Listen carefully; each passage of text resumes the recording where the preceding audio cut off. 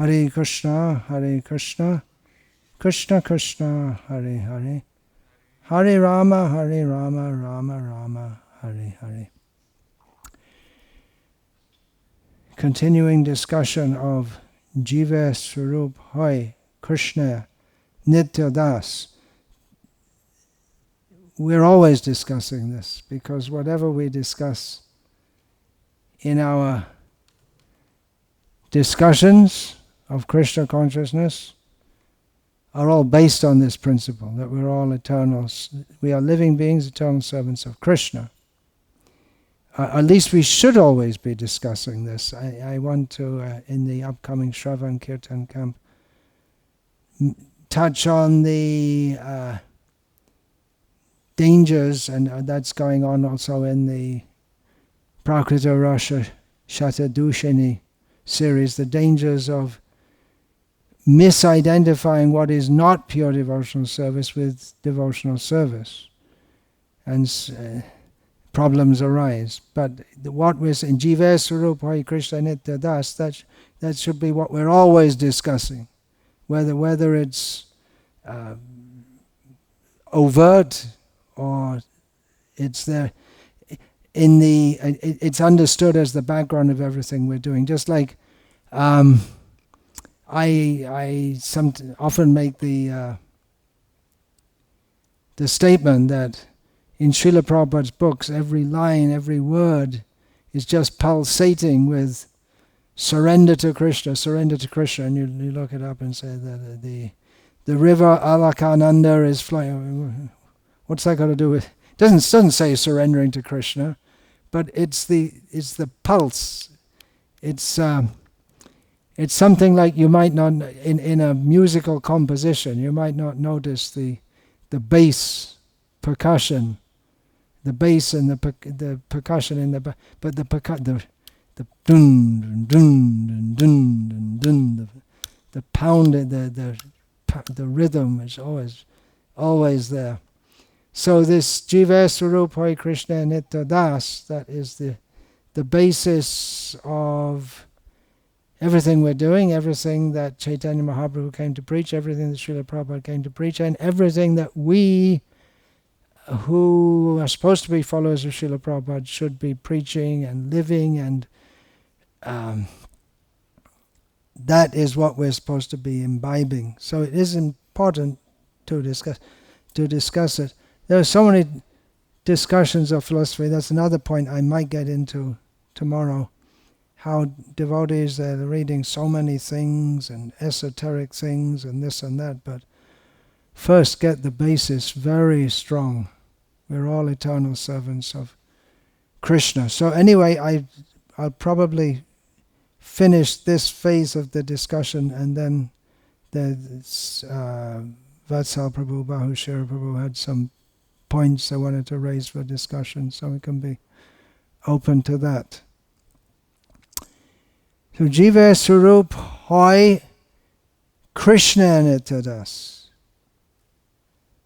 Chaitanya Mahaprabhu specifically says Krishna. We're all eternal servants of Krishna. Well, we may say, well, someone is worshipping Rama, someone is worshipping Narayan, Vaikuntanath, the Lord of Vaikuntha, someone is worshipping Lakshmi Varaha. But that's all within the umbrella of Krishna. And we may say that, well, Krishna Das, why Krishna Das? Not everyone's Krishna Das, because there are different moods, right? There's Dasya, Sakya, Vatsalya, Shringara, Madhurya. But this point is strongly established in the beginning of Caitanya-caritamrta in relation to Advaita Acharya, that even though Advaita Acharya, he is Ishvara, this is discussed in Caitanya-caritamrta, that he is the Supreme Personality of Godhead, but he also wants to take the role of the servant of Chaitanya Mahaprabhu, So it is established with scriptural quotations by Krishnadas Kaviraj Goswami that even though Advaita Acharya's Mahavishnu avatar and all the forms of the Lord, including Krishna himself, want to be a servant of Krishna. Even Krishna himself is attracted to Krishna, which is why he comes as Chaitanya Mahaprabhu. I say, yeah, that's okay, but that's not in Vrindavan. But in that same section, Krishnadas Kaviraj Goswami establishes that he gives quotes how Radharani is posing herself as a maid servant of Krishna, how Nanda Maharaj is saying that we are all servants of Krishna. So there are what we can say, the higher forms of attachment to Krishna. But they're all based on dasya rasa, on the mood of service, because we're all constitutionally servants of Krishna. And that applies to everyone, specifically the jivas. The jivas are eternal servants of Krishna. Jiva means living being. So all the living beings, even Krishna himself is a jiva. One of the names of Krishna is Jiva, because jiva means living being. So he's the supreme jiva, we can say. But then we have to understand the term jiva in a little bit differently, because jiva, the term, is generally used to differentiate between there's svangsha vibhinangsha. There's Krishna himself, and then there are his personal expansions, the Narayan forms, and then there are the jivas, and there's Shiva Tattva and Shakti Tattva. But Krishna himself is jiva, he's living, but generally the term jiva is used to refer to the vibhinangsha, who are also in one sense non-different from Krishna. But they are mamaivangsho jiva loke jiva bhuta sanatanaha. The jivas are eternal parts of Krishna. Parts means they share in the qualities, but not exactly the same. And we have the example is given right in these two verses that we read. Suryangsha kiran jaiche, agni jvala choy. The two examples are given. Just like the particle of the sun ray is part of the sun, not different from the sun, dependent on the sun, but not the sun. And the spark of a fire is the same thing. It's part of the fire, it's dependent on the fire, but not of the same quantity, it has the same quality of fire, of giving heat and light, but it is much smaller. So in the same way, this oneness and difference is established. This is essential to understand. Krishna Nityadas, that we are servants of Krishna. That is the basic point to understand. We're all servants of Krishna, which means that we're supposed to serve Krishna, and that service is meant to be selfless. That Krishna, Ekale Ishvara Krishna Asabhrita. That Krishna is the one controller, and all others are his servants. And this leads us to consider, well, what kind of service? There are different kinds of service. There's paid service. There may be a nice relationship between the employer and the employee, but the basic principle of the relationship is payment. You may think, well, I really like my boss. I'm happy to have such a good boss, but if for some reason or other he can't pay you anymore, the relationship terminates. You may remain, there may be some kind of relationship, but the relationship of employee and employer is broken because the basis is payment. But then we find the gopis as if complaining, stating how Krishna has them as a shulka dasika, free, unpaid servants. So that is the desire to be simply to serve Krishna. Then what is there? Because the living being seeks pleasure, so the pleasure comes from the service itself. So that leads us to the very important point: what kind of service? What's in it?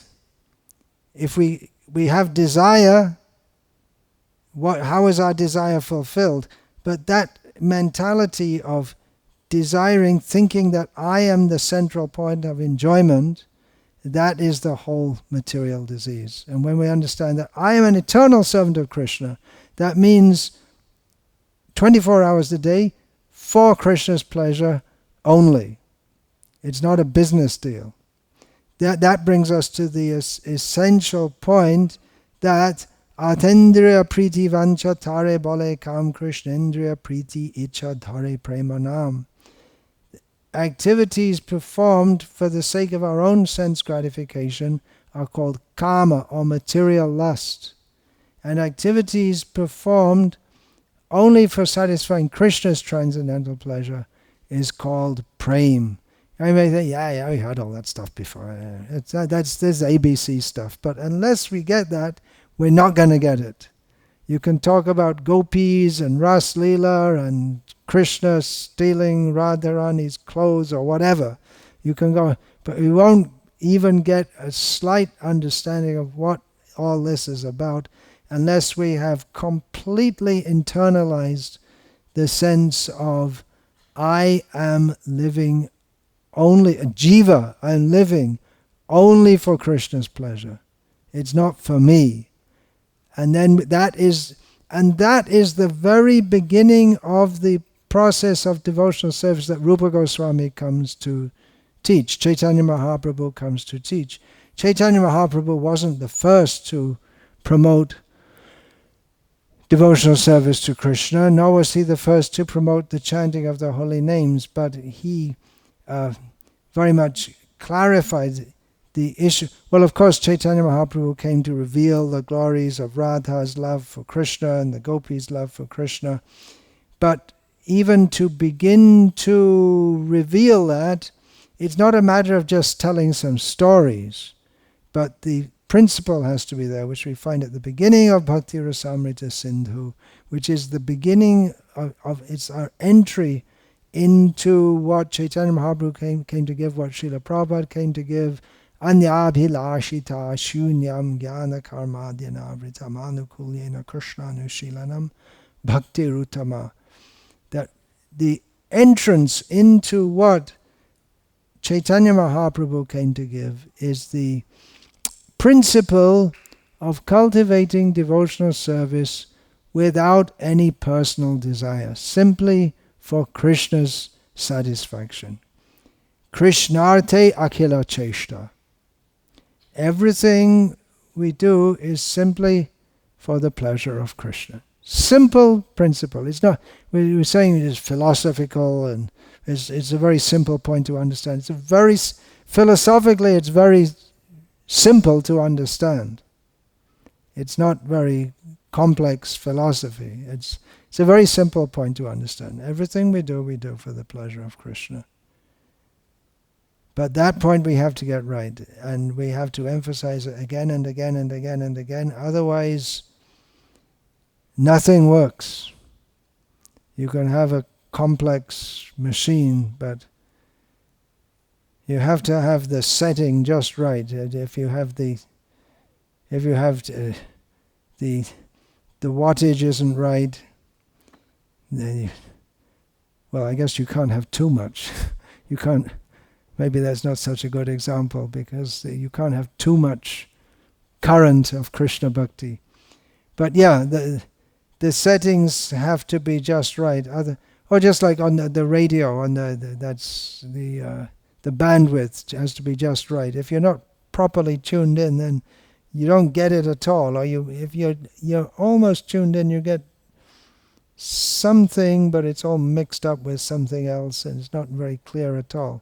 So we just have to be tuned in exactly to this point that we're jiva, we're living, and we're not in our proper position. There's something wrong. Even if we have a nice house in the country, and enough money, and a pretty wife, and a nice dog who licks us, and everything's nice, but something's wrong.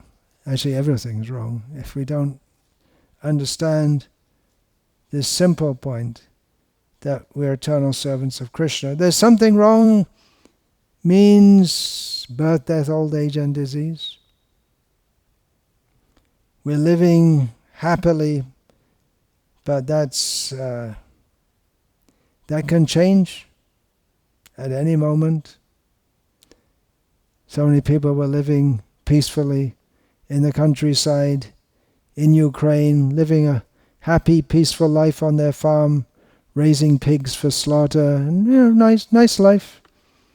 And all of a sudden, everything is upside down, inside out, back to front, and everything is just changed overnight.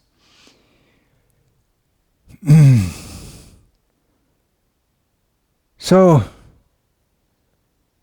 something's wrong. When we realize something's wrong, then it's time to think how to make things right.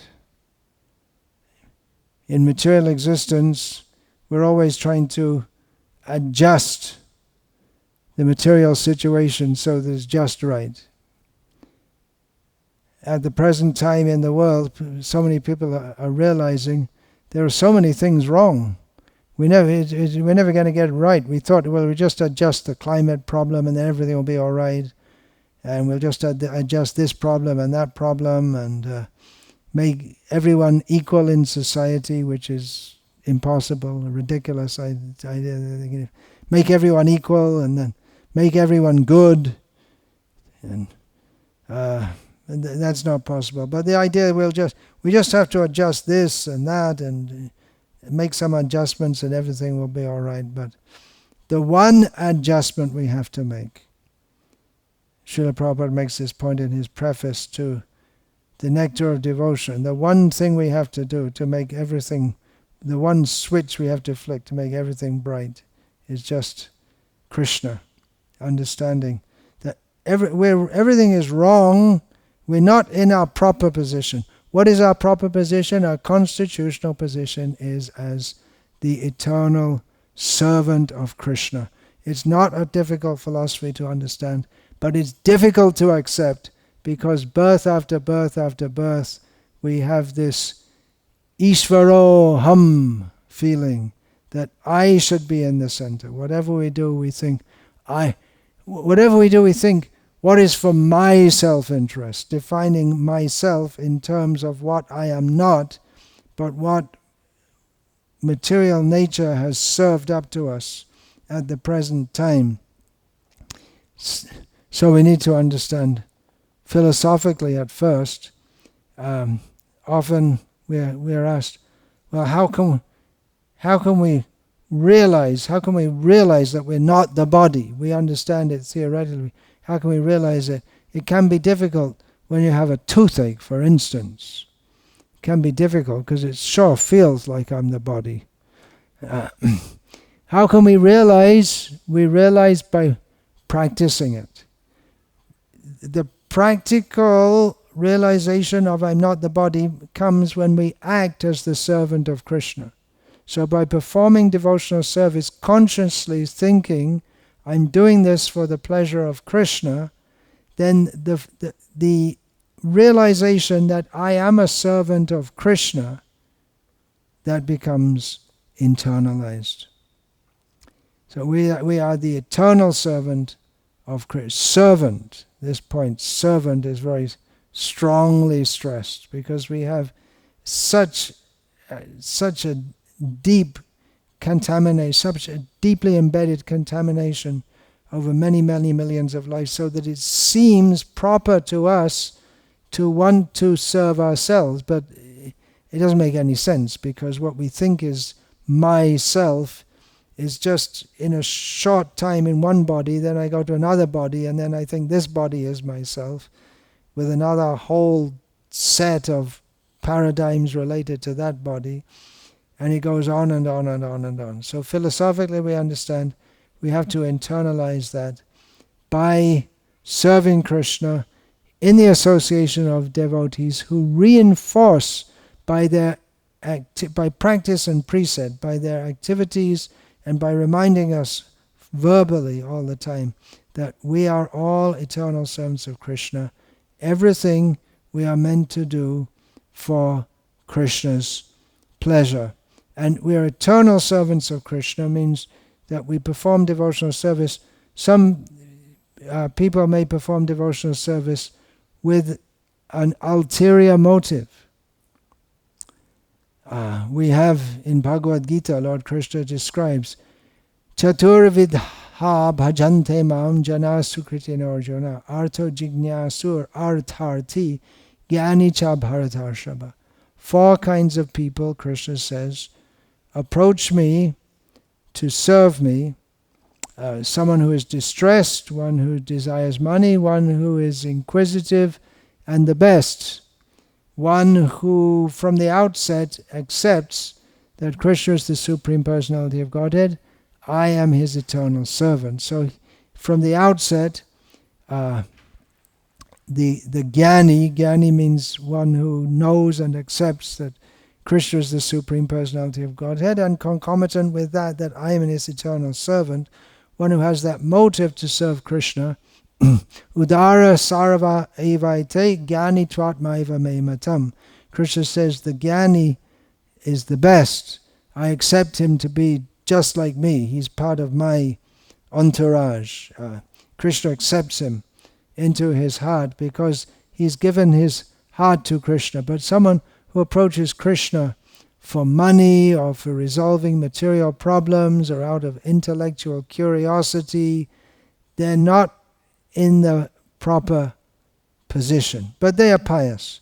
And by proper association, by good association, they can become purified. However, their position is not the same as those who have consciously decided that my life is meant for Krishna. Now we're having an initiation ceremony coming up in a few days' time. The initiation ceremony is for those who have made the vow, the goal of their life, to fully surrender to Krishna. And it's not for mixed devotees. It's not for those who have come to Krishna. I'm serving you, Krishna, but I want something back. Then you're not in the position of eternal servant. That's not the position. That means you want something from Krishna. And you may go on serving Krishna, but again, it's like a business deal. I'm serving and I get something back. So eternal servant. Bhavantam evanu charam nirantara prashanta nishesha manoratantara kadaham aikantika nitya kinkara praharshiyashami sanata jivita. That is our eternal happy position. That when one identifies oneself as the eternal servant of Krishna, and then all the swirling, twirling, somersaulting of the mind, which causes us so much agitation and causes us to swirl and twirl and somersault in between different species of life, that comes to an end simply by sarvadhaman parityaja mamekam sharanam rajaham tva sarva papebhyo mokshayasami masucha. Just by this one act of surrendering to Krishna, all these unending problems, ashesha, klesha, nishesha. What is that in Queen Kunti's prayers? What does she say? Kunti's prayers in this regard?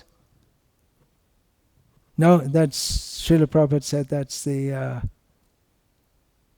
the synopsis of material existence. Look it up. Kunti's prayers, 1:8. So that all comes to an end by this one act of surrendering to Krishna. And then we become very, very happy, very, very satisfied in Krishna's service by accepting our position as as the eternal servant of Krishna. So there are so many Shastric descriptions in this regard. I was just quoting from Yamuna Acharya, and we have in Srimad Bhagavatam. No. It's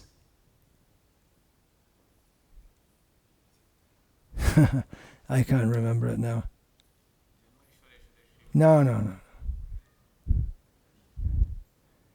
Anyway, there are so many Shastric descriptions, and maybe we can train up some of our Gurukul boys that they have some more brain so they can remember all these things. No, can't find it. No, it's the first two lines.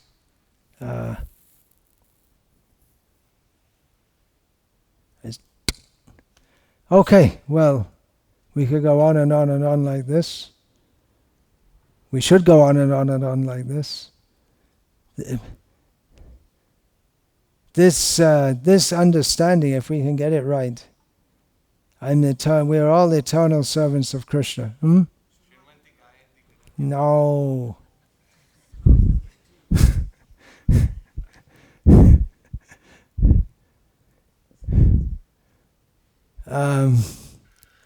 But this completely nullifies the impersonalistic idea.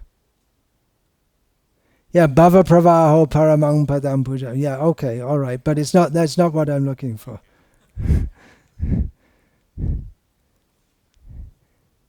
The impersonal idea that yes, we'll serve Krishna for now and then we'll become Krishna.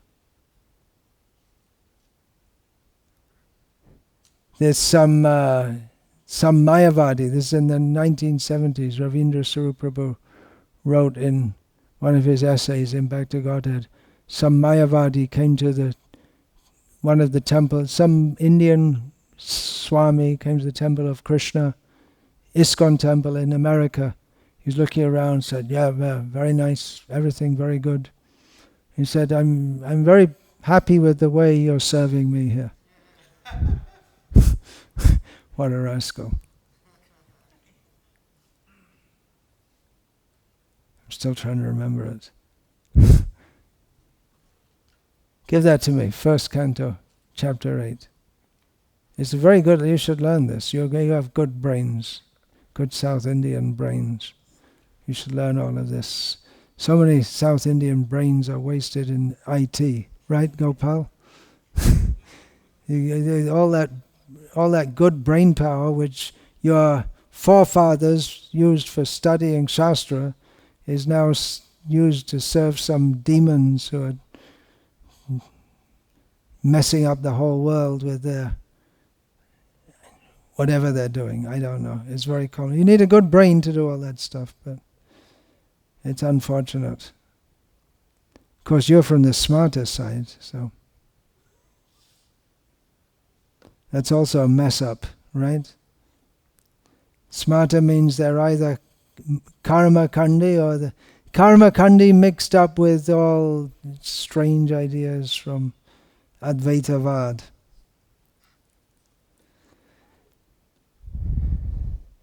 Sophisticated Vedantic Maya, you can say. You looking it up? You're trying to find that verse also in Kunti's prayers?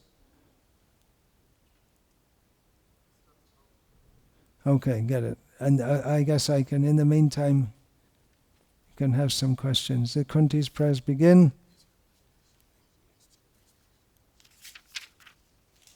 Namashe Purushang Chajam.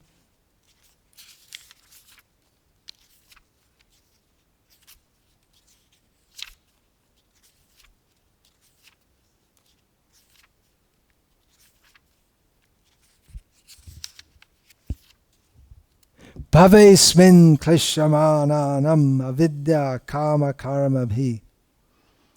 This is the situation of the material world. In the material world, bhavesmin, in this bhava, this is text 35, chapter 8. In this bhava, in this material world, klishyamananam, those who are suffering, avidya kama karma bihi. That's one word. Desires produced from ignorance which propel people to perform various activities in this material world. So in one lecture, Srila Prabhupada says that this is a summary of material existence. Bhavesmin klishyamananam avidya kama karma bihi. And then again, it comes up to a similar thing like Shrinvanti Gayanti, but Sravana smaranahani karishaniti kechana. Some say that Krishna appeared in order to renovate the devotional service of hearing, remembering, worshipping, and so on, in order that the conditioned souls suffering from material pangs might take advantage and gain liberation. And then the next verse is Shrinvanti Gayanti Garnanti Bhikshasha, which brings out that point more.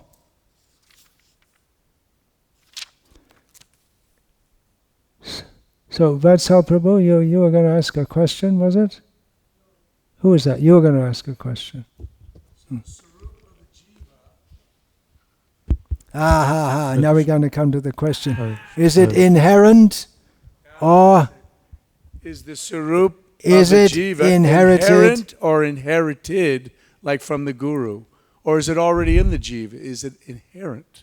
Is it inherent? And then we come to the point, did we fall from the spiritual world? Oh, no, not going that far. No, that's the... No, it's the question becomes, the two are linked. Yes. Because if we fell from the spiritual world, means we're doing something up there already, so we're going to regain when we go back to Godhead. You may have heard that phrase before. Then we take up where we left off. It's a big point of controversy. I heard from Srila Prabhupada, and you did, that we were with Krishna in the spiritual world. And you can go on discussing as much as you like, but Srila Prabhupada also said, repeating Ramanujacharya in this respect, that we need not have too much discussion of all these things. We're drowning in the ocean and we have to get out. Exactly how we got here, it's inconceivable. It's inconceivable that if we're in the land of love, that we would ever want to leave it. But on the other hand, if we don't have independence, then there's no question of love, which means there is the possibility of misusing it. So it's all these questions are mixed up. There is a statement early in the second canto of the Bhagavatam, which summarizes the position, Swapna Iva Ihanjasa, that our position in material existence is like a dream, that it's not our real existence. And even though it may go on for a long time, very, very long time, we have existence before this, before and after the dream, we have existence. So that's my understanding, and let those who are very deep in all these matters argue it back and forth, and let them do so. But if we say that it's not inherent in the jiva, from what they say that, well, Prabhupada said that because it's something he was preaching to Christians or something, but it seems to me like around the other way, that it's more like the Christian idea that you're born, you never existed before, and then you go to heaven, or more likely you go to hell. But if you go to heaven, then it's like coming into being, and you never existed, you never had any relationship with God, and all of a sudden, dong, you're there, and then you can go to heaven if you're lucky enough to get in the right church and say the right prayers, and there's no intelligent way of understanding which is the right one. Otherwise you get thrown in hell forever.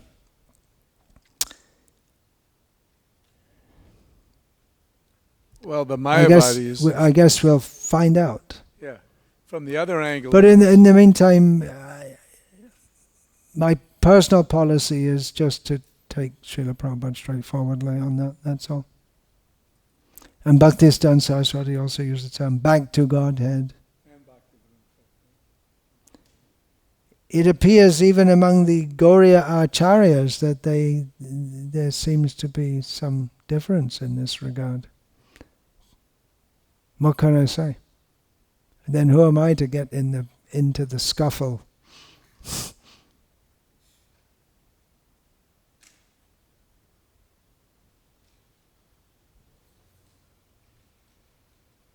Then please, you're going to say something?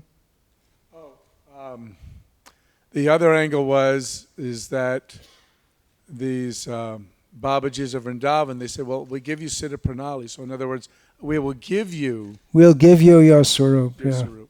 And that, there appears to be something like, it's all very complex stuff, and I guess the gurus should get into this very deeply to explain it to their disciples.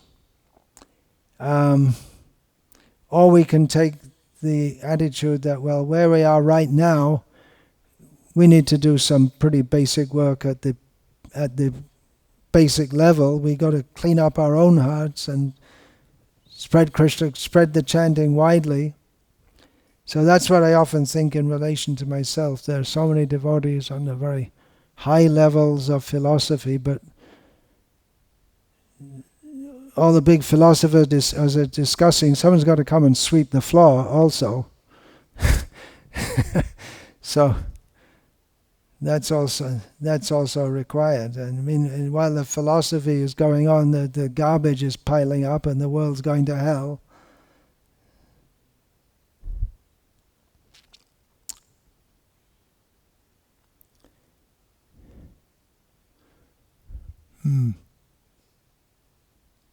So let those who are deeply concerned about these issues discuss and discuss and discuss. But either way, we have to have an attitude of surrender to Krishna.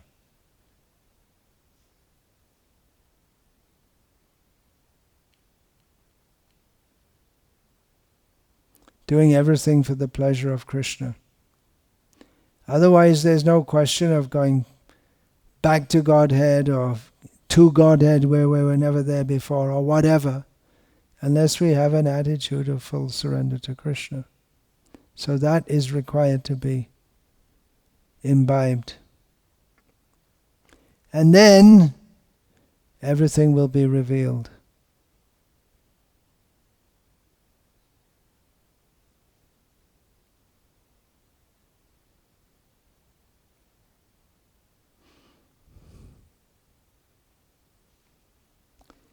It's one of the controversies which is, it flares up from time to time. It's like a volcanic eruption. And at the present time, Vesuvius is getting active. And maybe it will go on like that. And it'll go on and on and on. And there's never going to be any end to this discussion.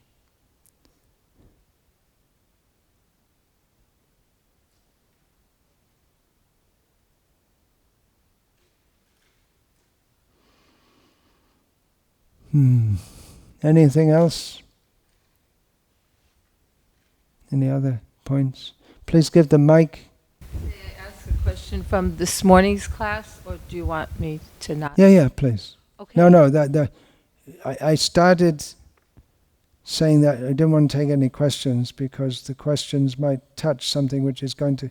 Because actually the morning class, midday class, and this evening class is all one class actually. So I wanted to finish and then take queries. The midday class.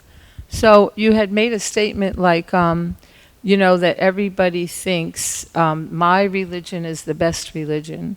And it's the best religion because it's my religion. And even though generally it's handed down through our parents. So now, don't we do the same thing? You know, you had said how we kind of search and then come to the conclusion that we found the absolute truth. But don't we also put down other religions, even like other sampradayas, and then even Gaudiya Vaishnavas, especially if they're not in ISKCON? So how are we different than them? Yeah, that's a consideration which I was thinking of when I spoke that. Therefore we should understand, and therefore Srila Prabhupada gave so many books, and then he wanted us to discuss and understand this. Putting down others,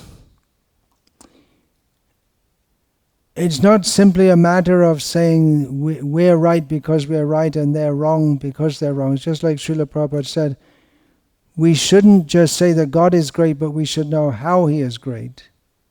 So if we want to say that this path is the best path, we should know how that is so. And other, just like if you go to Islam, they'll say this is the best religion because of this, and that.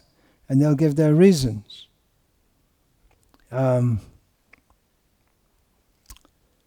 may be discussed with them also. From my vantage point, any religious system which doesn't have knowledge or acceptance of the fact of reincarnation is based on a very deep misunderstanding.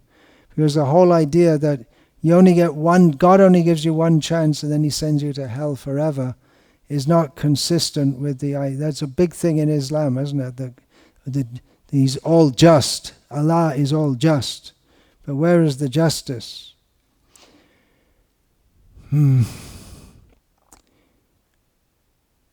Putting down others just for the sake of saying putting them down, that shouldn't be. But we should point out that there are serious flaws. If you, we're talking about love of God, and then we're unnecessarily killing animals. That's not good. That's inconsistent.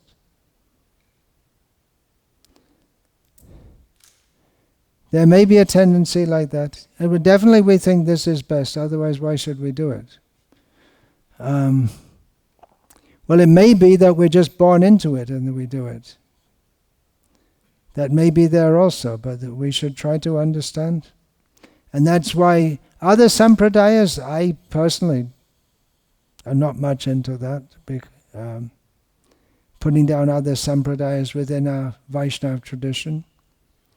There may be, I don't know why you should do that. I mean, maybe we did that more in the past, but we've got enough of our own dirty luggage in ISKCON now that we can't point. We should be careful about pointing out the flaws of others.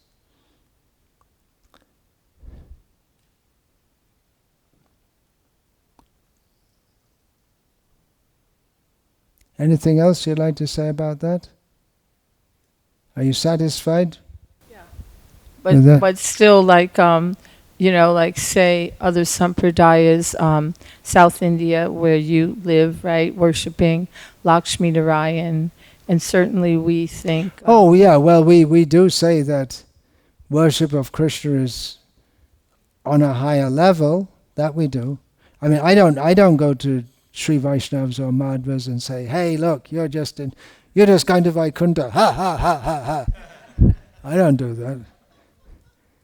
I mean, culturally and devotionally, when I see my own position and where I'm coming from, they're way, way ahead of us. And when Srila Prabhupada is talking about he wants to make brahmanas in the West, and I see these brahmanas and the culture they have, I say, whew, we got a long way to go, because there are some who still maintain the culture. And it's not a matter of being haughty or snooty, but of just being in their whole life is just naturally devotional.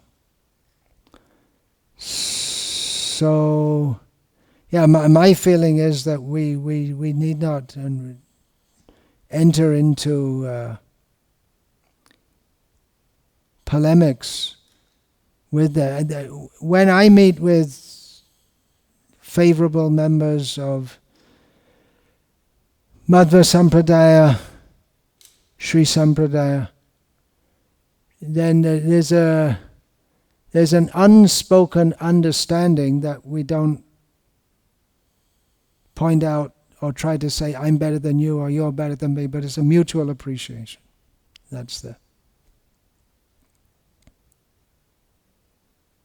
It's a happy platform. And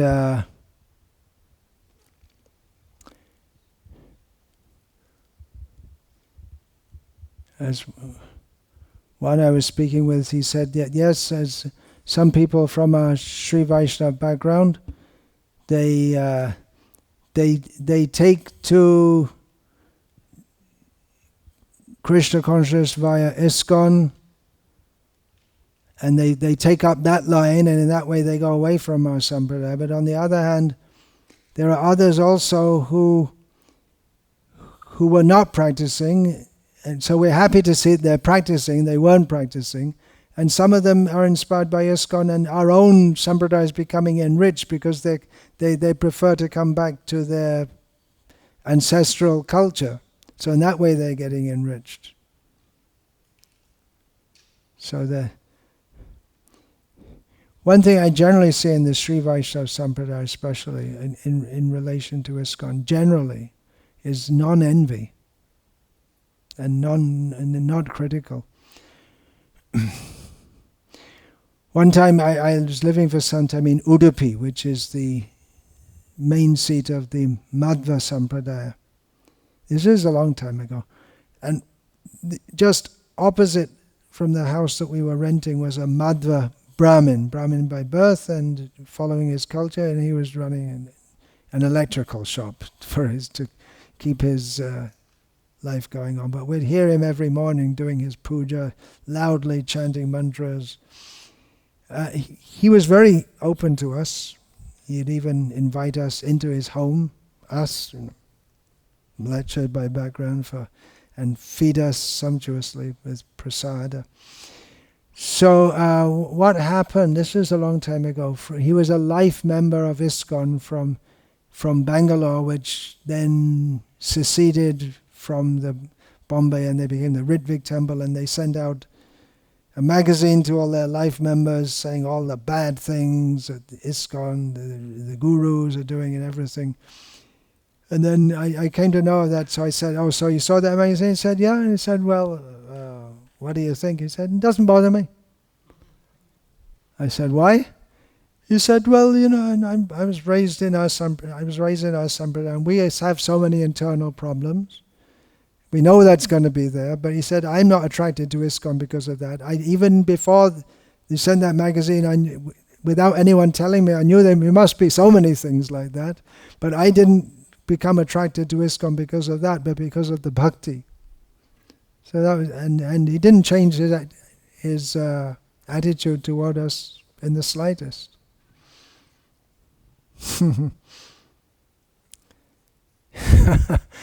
In this regard, I heard an anecdote from Australia where our movement was going very strongly under Bhavananda Goswami in the 1980s, and then the news came out of his severe difficulties by which he had to step down from sannyas and the role of guru. And then I heard some people were saying in Australia, oh, now I know it's a bona fide religion.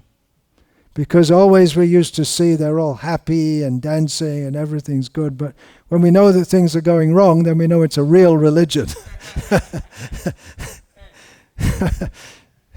Strange.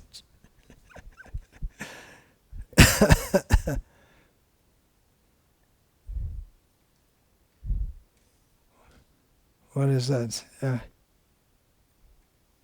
Sri Bhakti, what is that? Sri Bhakti Marge Kalo Kantaka Koti Ruddha No, it's Kalo Sri Bhakti Maga Kantaka Koti Ruta.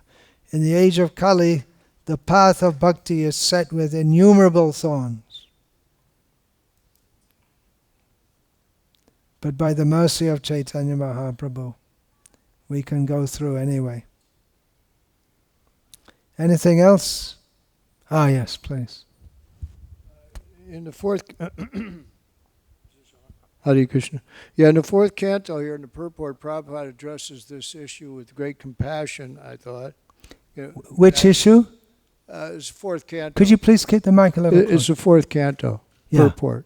Yeah, regarding? Addressing this issue of other Vaishnavas. Other Vaishnavas. Yeah. If I could read, it's a short paragraph. It says, among Vaishnavas there may be some difference of opinion due to everyone's personal identity. But despite all personal differences, the cult of Krishna consciousness must go on.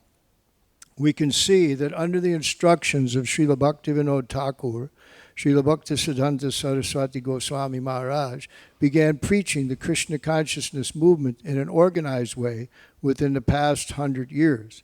The disciples of Srila Bhaktisiddhanta Saraswati Goswami Maharaj are all God brothers, and although there are some differences of opinion, and although we are not acting conjointly, still every one of us is preaching this Krishna consciousness movement according to his own capacity, producing many disciples to spread it all over the world. As far as we are concerned, we have already started the International Society for Krishna Consciousness, and many thousands of Europeans and Americans have joined this movement. Indeed, it is spreading like wildfire. This cult of Krishna consciousness, based on the 9 principles of devotional service, will never be stopped. It will go on without distinction of caste, creed, color, or country. No one can check it. Jai, thank you. It's just some of Prabhupada's compassion towards all the other Vaishnavas. And I feel that that should be our basic attitude. And I feel that is Srila Prabhupada's basic attitude also. I wrote in that book, Sri Bhaktisiddhanta Vaibhava, that although I didn't want to get into all the problems in the Gauriya Math, only as much as it pertained to the life, we can say, of Bhaktisiddhanta Saraswati Thakur. But it's not my business to look into all the dirty laundry and this and that. And I'm making this book called The Mood and Mission of Srila Prabhupada. And I say that undoubtedly if we see the pastimes of Srila Prabhupada, that his often fractious relationship with his godbrothers, I'm not going to discuss that in detail because it's not his. Undoubtedly there were some rough dealings or severe difficulties in the dealings and between Srila Prabhupada and his godbrothers. But that's not his eternal relationship with them. His eternal relationship with them is that they're all godbrothers at the lotus feet of Bhaktisiddhanta Saraswati. So that should be accepted. That should be our understanding, as I say. There's no need to perpetuate difficulties, but it may be that the difficulties are, I just heard that some people are within the contemporary Gauriya Math are criticizing Prabhupada, and the same thing coming up again. Hare Krishna. It's the influence of Kali Yuga, the age of quarrel.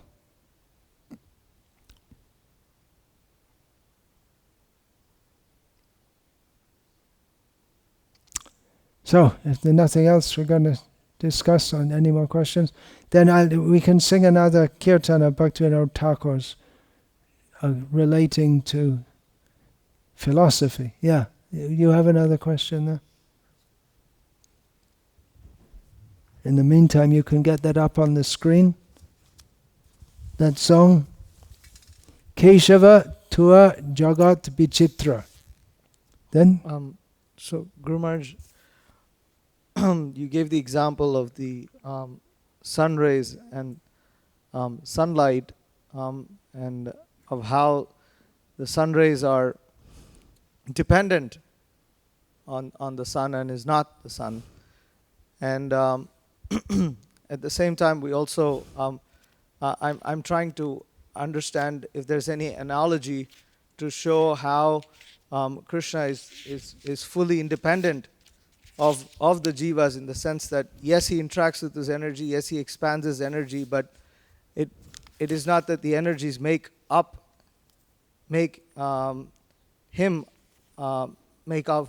I don't know how to say that. That's a bit like the Shariri Bhav, isn't it, of the Ramanuja Sampradaya, but we don't have that. Yes. Is there any analogy that is given by our acharyas to?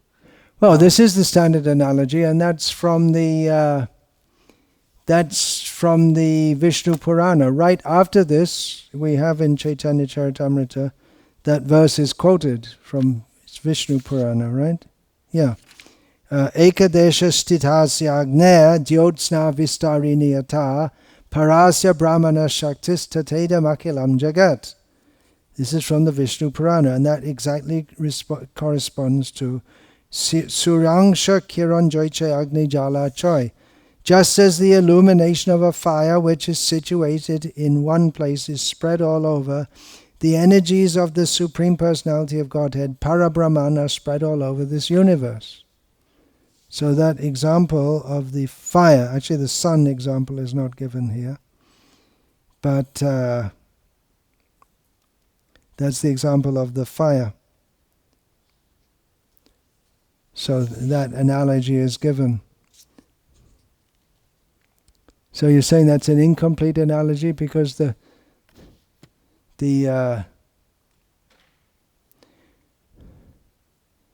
sun or the fire is made up of sparks. Well, that's one perspective, but the spark doesn't really exist. The spark only exists when it goes outside the fire. You don't talk about when there's the flame, you don't say it's made up of little sparks, because spark means it's vibhina, it's a separated part. So in the same way, when we say Krishna, just like when we say a king, we mean the king, the kingdom, the citizens, the subjects. So they're all part of his being the king. There's no meaning to him being a king unless he has a kingdom and subjects. So in that way you could say that the existence of Krishna's devotees makes Krishna what he is.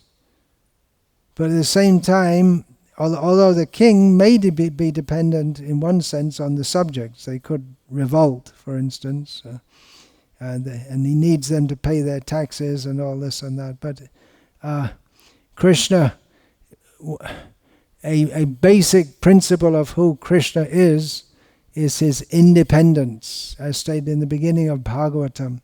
But then that independence is compromised, but not in a material way. But he is dependent. It's both. He's independent and dependent. Aham bhakta paradhino. In the beginning of Bhagavatam we have Swarat. Krishna is independent. That's a basic principle. But then when we get up to the 9th canto, we find out Aham bhakta paradhino. I am dependent on my devotee. I'm subordinate to my devotee. And just to underline the point, Krishna says, Nahi swatantra iva dvija. Did you get that? Did you hear that? Dvija, you big Brahmin, big brain, big yogi, Durvasa. Did you understand that? I'm not independent in the slightest. This is in relation to his devotees. So it's different rules. You may say that why do the big rich people get away with so many things? Because they're big rich people. There are different rules for them, and that's just the way society has been since time immemorial. And you may say, well, it shouldn't be like that. Everyone's equal in the eye of the law, but practically it doesn't work like that. Certain people are privileged. They're not all equal. So for those who are pure devotees of Krishna, they're not under the same rules. Not that we should think, well, I'm a pure devotee, so I can do what I like. That becomes very dangerous. But it's a fact. They're not under the same rules. Krishna has a different relation to them. Right in Bhagavad Gita, Krishna says, Samoham sarva bhuteshu name dvesho stina priyaha. I'm equal to all. I don't love anyone or hate anyone in particular. Oh, and by the way, ye bhajanti tumam bhaktat, what is it? Maite teshu chapyaham. But those are my devotees, they're under different rules. The king comes out in public and says, yes, all my citizens, they're all equal to me. What about your family members? Well, they're my family members. You're just an ordinary citizen. You can't question that. That is the rule. And now in our modern ideas of democracy, we think everyone should be equal. But it's not. It was not like that in monarchy. It's understood that the king and his onto the inner circle, they have special privileges. Why? Because it's the daughter of the king, so special privilege. That just for that reason alone. Of course, in Krishna's realm, it's due to their great love. It's not due to it's not a material facility, but that example is applicable.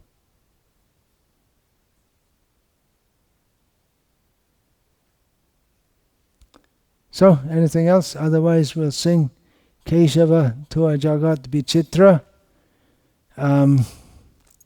Is it up there? Is the translation there also? Okay, read out the translation. This material creation of yours, Keshava, is most strange. I have roamed throughout the forest of this Most strange, Vichitra, strange. But it can also mean variegated.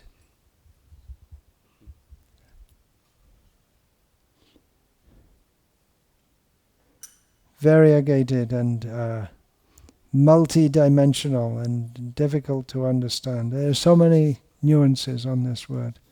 Keshava tua jagata vichitra. I have roamed throughout the forest of this universe in consequence of my selfish acts, and I have beheld many strange and curious sights. Forgetfulness of your lotus feet has brought on anguish and grief. As I burn in this fire of misery, my would-be saviors, Kapila, Gautama, Kannada, Jaimini, and Buddha, come running to my aid.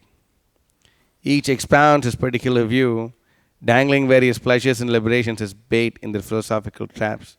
They're all cheaters, averse to your devotional service, and thus fatally dangerous. They are magnates of karma, jnana, and yoga, who specialize in opinions and proofs for cheating the materially inclined. Bhakti Vinod, considering refuge at the feet of the Vaishnavas as essential, pays his respect to these cheating philosophers from afar.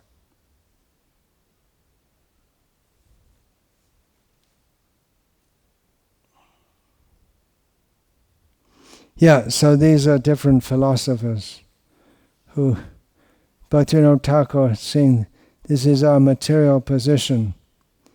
We're wandering in this material world, seeing so many different, according to our activities, we produce karma, and then we wander in this material world and we see so many things. And due to forgetting Krishna, we suffer in so many ways, and there are different philosophers who come running to offer us their supposed help with their various philosophies. But Bhaktivinoda Thakur says they're simply spreading out different traps because they're offering bhakti and mukti. Now when we say ours is the best and others are not so good, we can understand from this from this perspective, that others in the name of religion, they're offering they're offering the promise of material enjoyment or liberation without service to Krishna. They don't emphasize selfless service simply for the sake of love.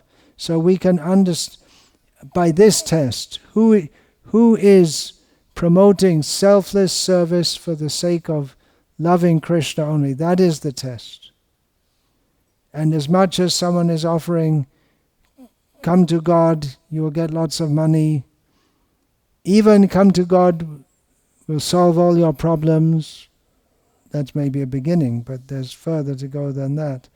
So these are actually, all these different philosophers are misleading us and cheating us, because their philosophies, they perpetuate in a different way, or in various ways, our sense of being inimical to Krishna.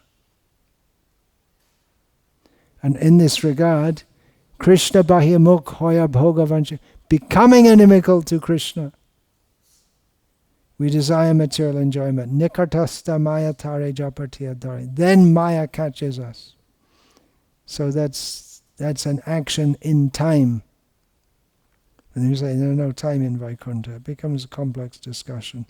So dandavata durata. We offer respects to these great personalities. They're great personalities, no doubt. Patanjali, Karnad, Jaimini, Gautam. They're great personalities. We offer respects to them from a distance.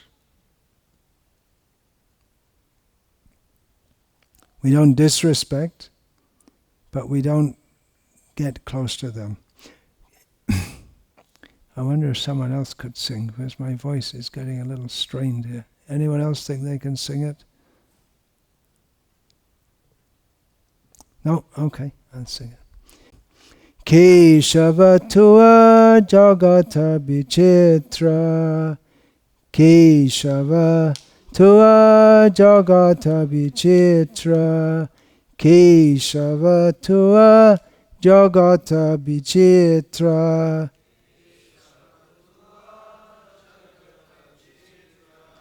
Karama bipake bhava bhana brahmai pekolo.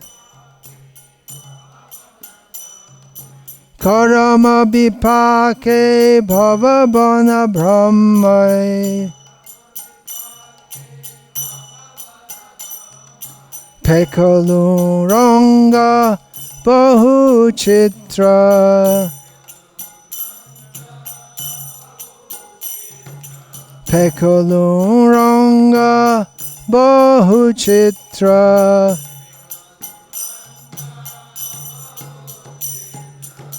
Tua pada bisriti amar jantrana. Tua pada bismriti amar jantrana. Klesha dahane dahi jai.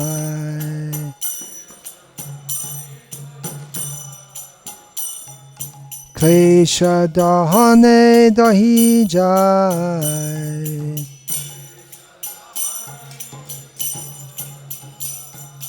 Kapila Patanjali Gautam Karna Bhoji. Kapila Patanjali Gautam Karna Bhoji. Jaimini Bodhao Ye Dai. Jaimini Bodha Awe Jadai. Taba koi nijamate bhukti mukti jachato. Tab koi nijamate bhukti mukti jachato. Patai nana bidafa.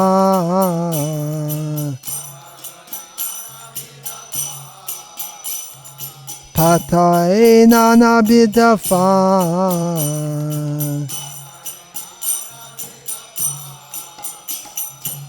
Shoshabuban chakatua bhakti bahimukha.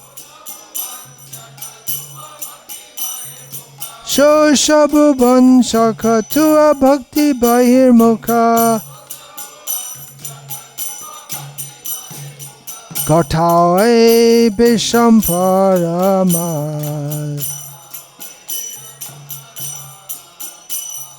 Gatae bishamparama.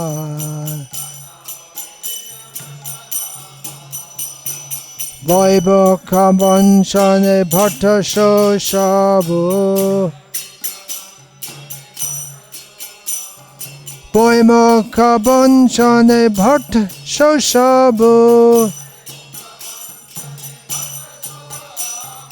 Niramila bibida pasha.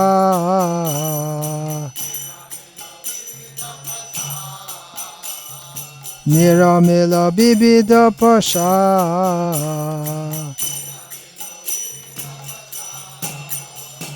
Dandavata durata bhakati vinod bhelo.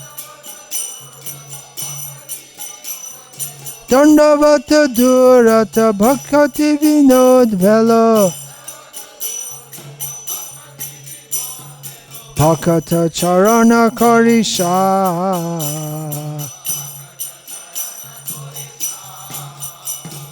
Bhakata charana karisha.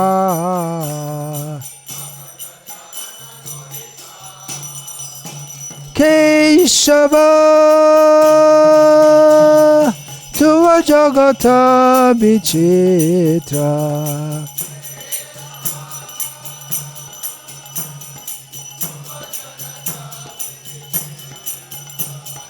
Keshava tuva jagata vichitra.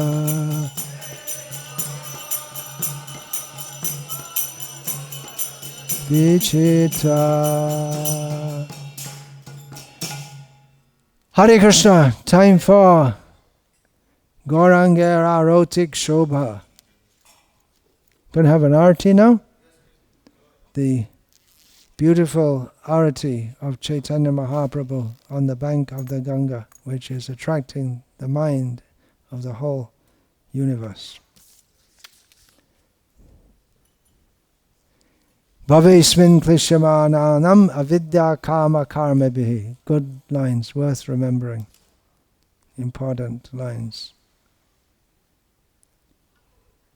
Shravanam smaranahani karishye iti kechana. And then the next verse is Shinvanti gayanti garnanti abhikshasha, etc.